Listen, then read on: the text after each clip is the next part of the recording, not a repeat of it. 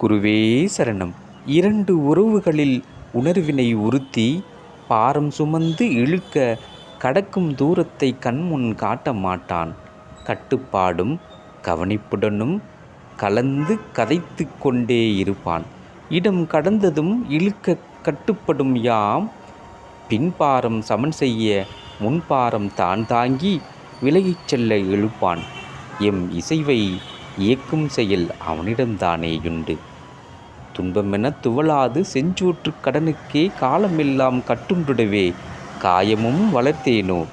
தாவும் மனம் எனக்கில்லை, சஞ்சலமும் அதிலில்லை, அஞ்சவும் அவசியமில்லை, ஆதலால் கொண்டவன் குலம் சார்ந்தேனோ. குருவே சரணம். குருவடி சரணம். குரு திருவடி போற்றி.